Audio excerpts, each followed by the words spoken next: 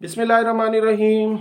अस्सलाम वालेकुम। मैं काशिफ तुर्क। देखिए, सबसे पहली बात तो ये है कि आप जो भी काम करते हैं, जो आपका काम है, तो सबसे पहला मकसद यही है कि सबसे पहले आप अपने काम की इज़्ज़त करें।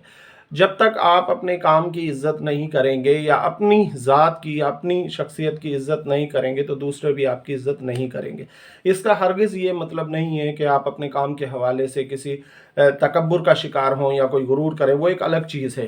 पर मकसद ये है कि आप में इतना तो एतमाद होना चाहिए कि आप अपने काम से मुतमईन रहें और अब आप खुद अपने काम को पसंद करें, आप अपने काम की कदर करें।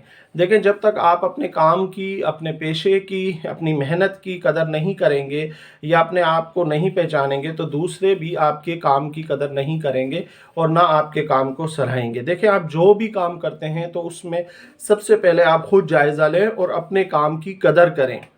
अपने काम को पहले खुद सराहें, अपनी तारीफ़ पहले खुद करें, वो ज़रूरी होता है, ताकि आप में ये एतमाद हो कि जो मैंने ये कदम उठाया है या जो मैंने ये काम किया है, ये बेहतर है, ये बहुत अच्छा है। तो अपने आप को थपथपी देने की भी बहुत ज़्यादा ज़रूरत होती है और अपने आप को भी आप कहें कि वेल डन, शाबाश, मैंने जो ये काम किया है बहुत ज़बरदस्त है।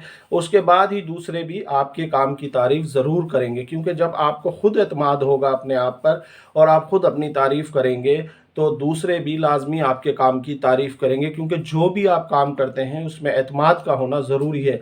तो मैं यही कहना चाहूँगा कि अब सबसे पहले अपनी खुद कदर करें, अपने काम की तारीफ़ करें, अपने काम की भी कदर करें, अपने पेशे की भी कदर करें। उसके बाद ही दूसरे भी आपके काम की कदर ज़रूर करेंगे। शुक्रिया। अल्लाह हाफ़िज़।